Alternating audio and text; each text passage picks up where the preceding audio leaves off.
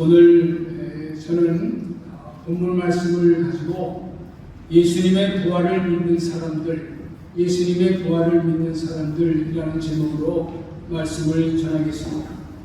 매년 우리는 부활절을 맞습니다. 그러나 꼭 한 가지 질문을 우리 자신에게 던져볼 필요가 있습니다. 나는 부활하신 예수 그리스도를 믿는가? 나는 부활하신 예수 그리스도를 믿는가? 입니다. 이 질문이 중요한 이유는 이 질문의 대답을 어떻게 하느냐에 따라서 그가 정말 진정한 복음을 믿고 있는지, 신앙의 본질 가운데 들어와 있는지를 가늠하기 때문입니다.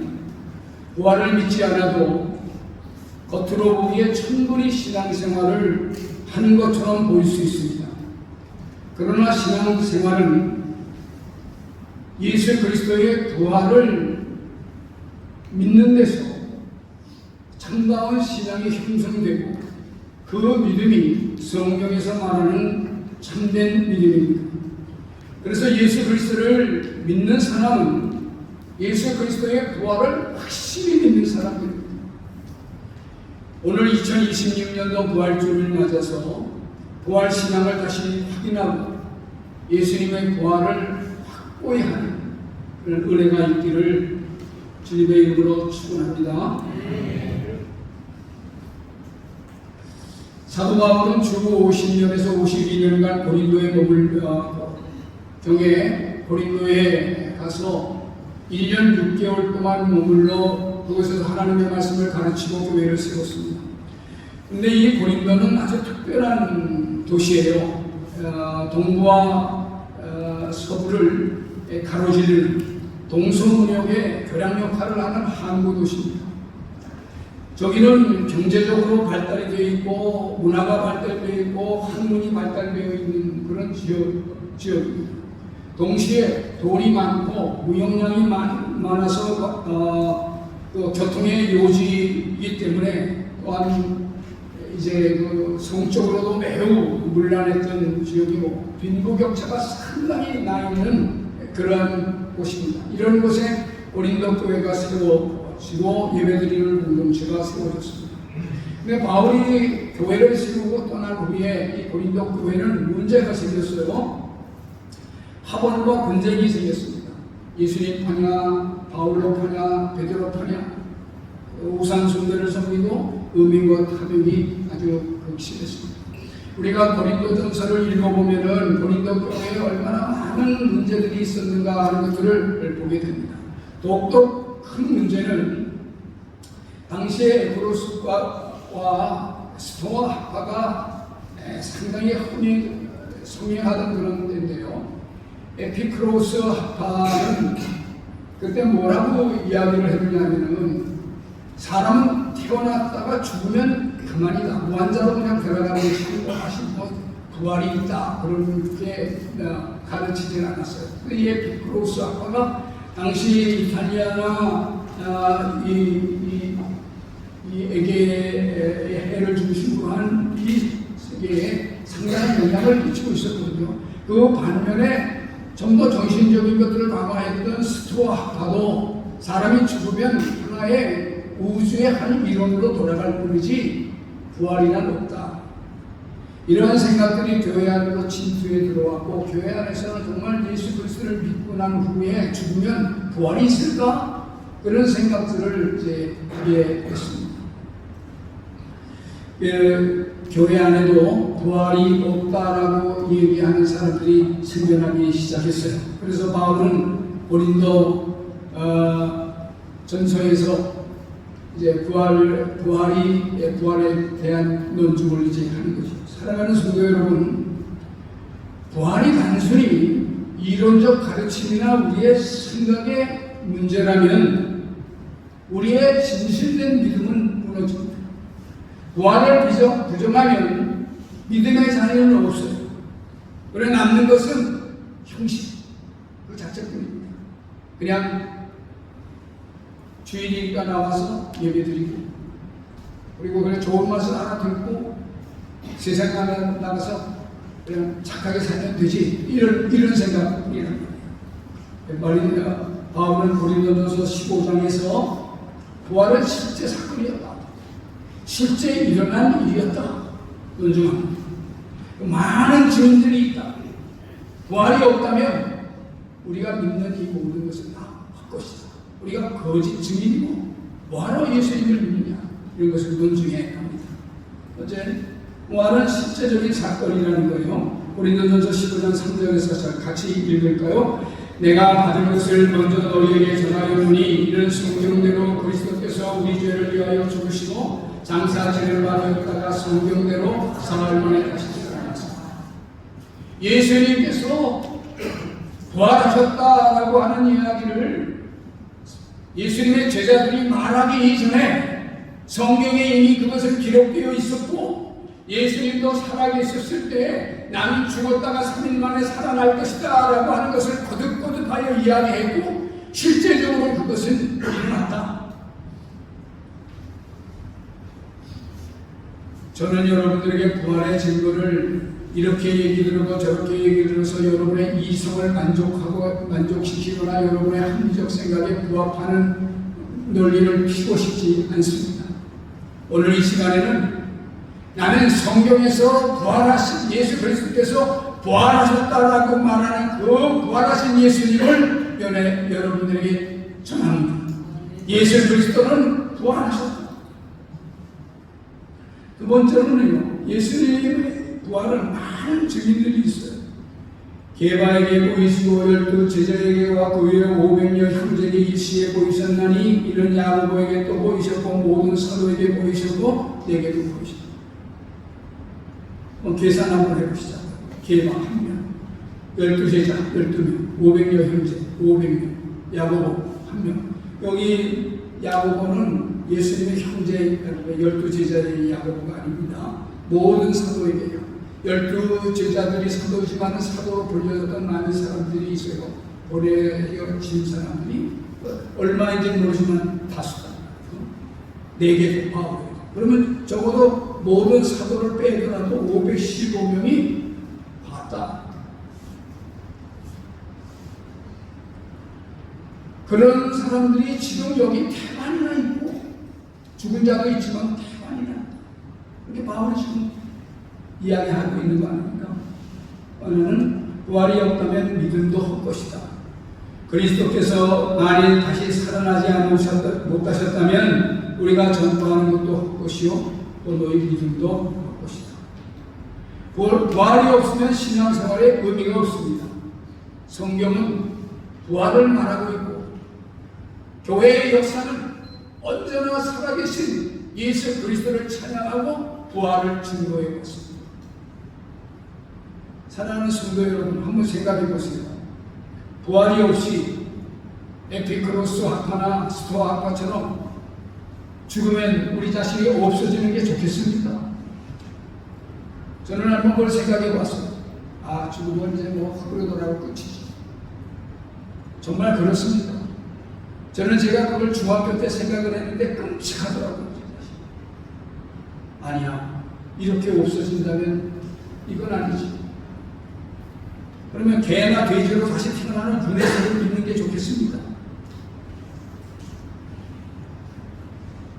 이상하게 어떻게 사느냐에 따라서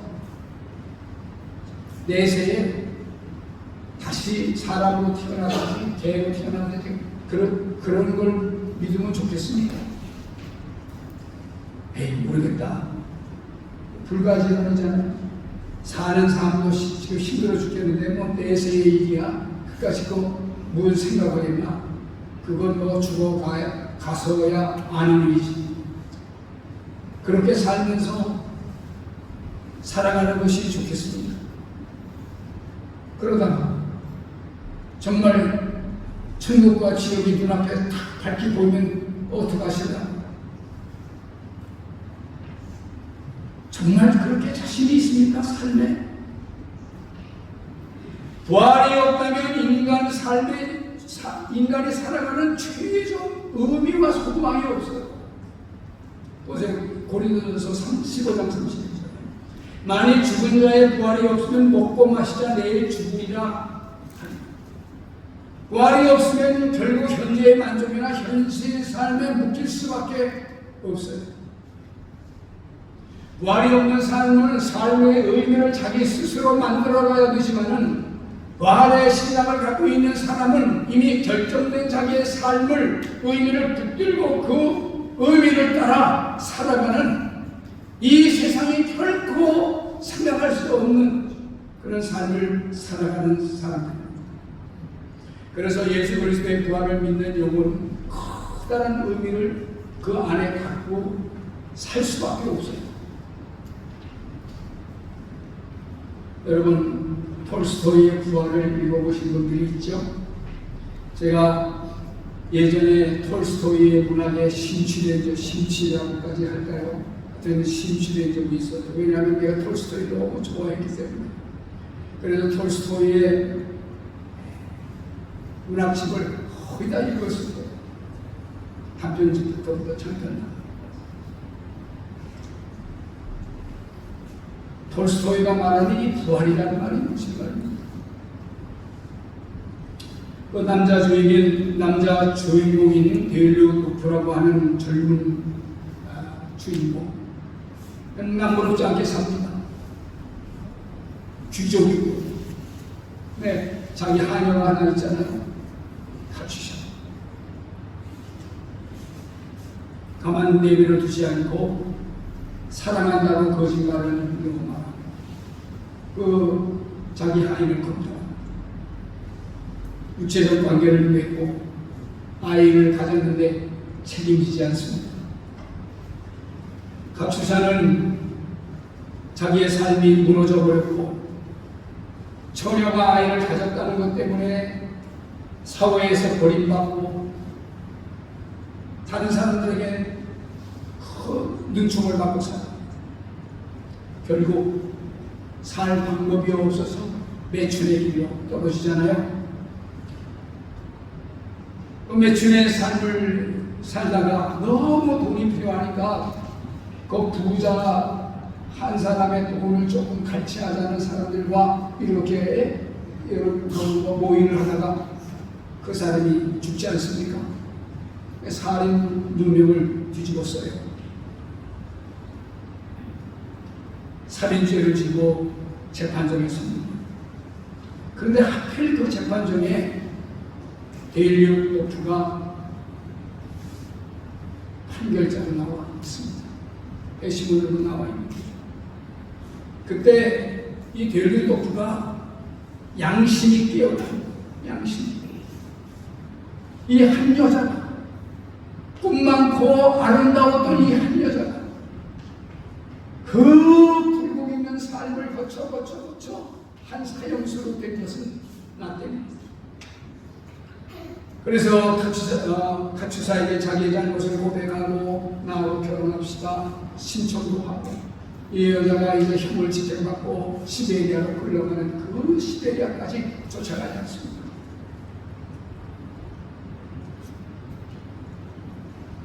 톨스토이가 이 소설에서 말하고자 하는 이야기가 뭘까?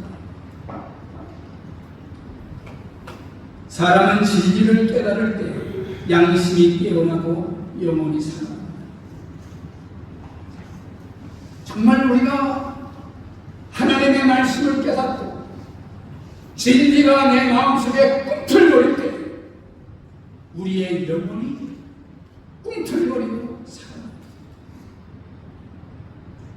사랑하는 성도 여러분, 우리가 부활하신 예수 그리스도를 믿는다라고 고백할 때 그 부활의 예수 그리스도에 대한 이 진리는 우리의 양심을 부결이고 우리의 영혼을 꿰뚫이고 우리의 삶 가운데 오셔서 우리의 삶을 뒤바꿔 놓는 것. 어떤 영혼의 두드림이 있을까요?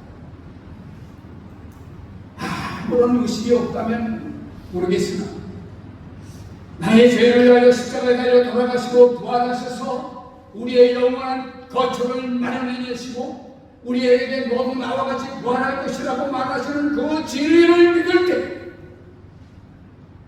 그 진리가 우리 속에 다다를 때 우리에게 무슨 변화와 무슨 영혼의 고침이 있을까? 오늘 사도 바울이 그렇게 얘기합니다. 사망아 너의 쏘 이기는 것이 어디 있느냐? 사망아 너의 쏘는 것이 어디 있느냐? 죽음을 두려워하지 않습니다. 여기 이기는 것이라는 이 니코스라고 하는 헬라 말은요, 지배한다 하는 뜻입니다. 이기면 지배하지 않습니다. 죄가 지배하느냐, 사망이 지배하느냐, 생명이 지배하느냐. 인간의 죄와 율법은 우리를 사망으로 몰아갑니다. 죽음은 보편적 사실입니다. 누구도 부인할 수 없는 한 가지의 진리는 모든 사람은 죽는다는 거예요.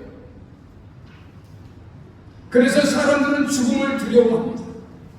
죽음이 오는 순간 모든 것을 놓아야 하고, 죽음이 보이는 순간 모든 것이 다 없어지고, 죽음이 다가오는 순간에 내가 그렇게 추구했던 모든 것들이 다 어떻게 될지 모른다는 생각을 갖고 있기 때문에 그렇습니다.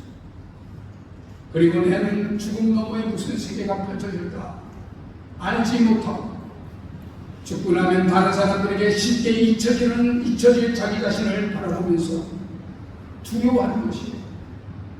아직까지도 여러분들은 조금 건강해서 예배 자리에 나와 앉아 있을 수 있으니까 죽음이 저 멀리 보이는 듯 하지만, 때로 우리가 심하게 아픈 병이나 무엇인가 병원에서 건강에 대한 좋지 못한 치료를 받았을 때 죽음이라고 하는 것을 깊게 생각해야 하는 거죠. 인간은 죽음을 눈앞에 두고 두려워하는 것이 죄의 본성 때문에 그런 거죠. 그러나 부활을 믿는 사람은 죽음을 두려워하지 않아요. 왜냐하면 죽음은 우리가 주님께로 가는 길목이기 때문에 그렇습니다. 그래서 말합니다. 사망아 너의 이기는 것이 어디 있느냐? 사망아 너의 쏘는 것이 어디 있느냐? 와봐라. 그래서 부활의 신앙을 믿고 사는 사람은 그 일관된 삶으로 세상이 감당할 수 없는 멋있는 삶을 사는 거예요. 멋있는 삶. 두 번째로 감사하며 삽니다.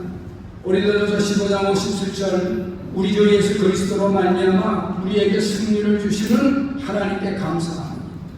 부활은 죄에 대한 승리이며 절망에 대한 승리이며 사망에 대한 승리.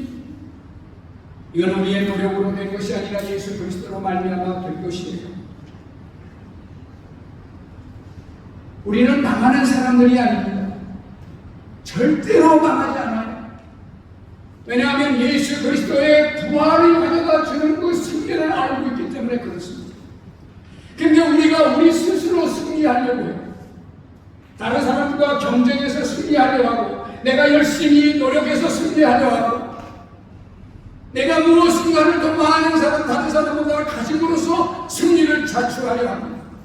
그러나 사랑하는 성도 여러분, 우리가 이미 벌써 승리했다는 사실을 아셔야 해요.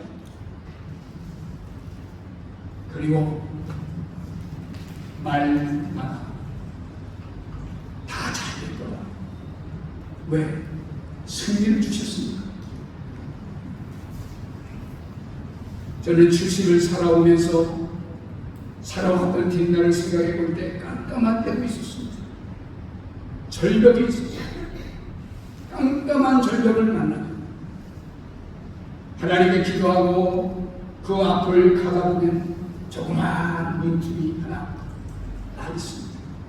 거길 헤집고 나와보면 또 다른 길이 있고, 또 다른 어려움이 만나면 그 만남 속에서 하나님께서 나를 키워주시면서 새로운 은혜를 주어주시는 것을 또 경험합니다. 삶이 어렵고 힘들더라도 부활하신 예수 그리스도께서 우리의 손을 잡고 계심을 믿으시기를 주님의 이름으로 축원합니다. 최종의 승리를 주십니다. 가장 좋은 것을 주신다. 그러니까 우리 뭐 해야 해요? 하나님, 이 어려움 속에서도 나에게 승리를 가져다 주시는 주님을 바라보며 감사합니다. 감사합니다. 그래서 그리스도인들은 부활의 예수 그리스도를 믿는 사람들이 그 영혼에 깨우치는 솟아나는 그 마음은 감사해요. 감사. 원망과 불평과 짜증과 이런 것들은 부활신앙을 믿는 사람들에게서 나타나는 본성이 아니에요. 부활의 신앙을 믿는 사람들 속에서 감사. 마지막 하나는요, 흔들림이 없이 주에게 힘쓰는 자. 그러므로 내 사랑하는 자들아, 견실하여 흔들리지 말고 항상 주의 일에 더욱 힘쓰는 자들아, 너의 수고가 주 안에서 헛되지 않은 줄을 믿는다. 우리는 다 사역자로 불려졌습니다. 하나님의 일을 하도록 불려졌습니다. 때로 종종 여러분 하나님 앞에 서게 될 여러분들의 모습을 투영해 볼 때가 있지 않습니까? 내가 주님 앞에 서면 나는 어떻게 주님을 만날까? 그때 주님이 나를 어떻게 평가할까? 부활신앙을 믿는 사람은 부활하신 예수 그리스도를 만나는 그 날을 생각해 보면서 그분이 나에게 맡겨진 일을 최선을 다하여 할 뿐만 아니라 그분이 나에게 맡겨주시는 이 일을 영광스럽게 생각하고 이 세상 것에 의하여 흔들리는 법이 없어요.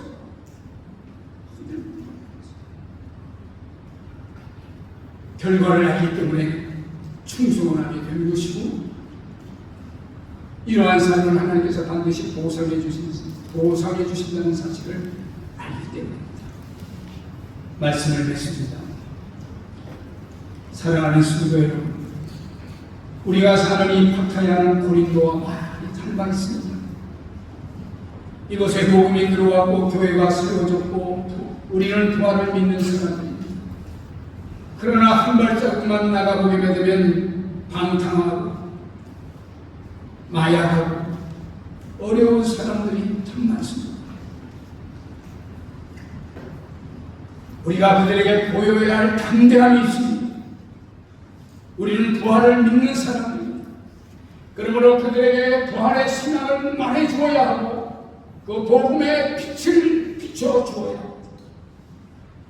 우리는 죽음을 두렵지 않는, 환경에 대해서 영향을 받으나 그것에 휩싸여지지 않는 그러한 성함임을 보이며 늘 감사하면서 흔들림이 없이 주님을 세워가는 그런 은혜가 우리에게 있어요.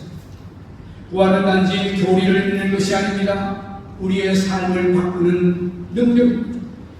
부활의 은혜가, 이 승리하신 부활의 은혜가 여러분들의 삶을 감싸 여러분들의 마음과 여러분들의 영혼을 들깨워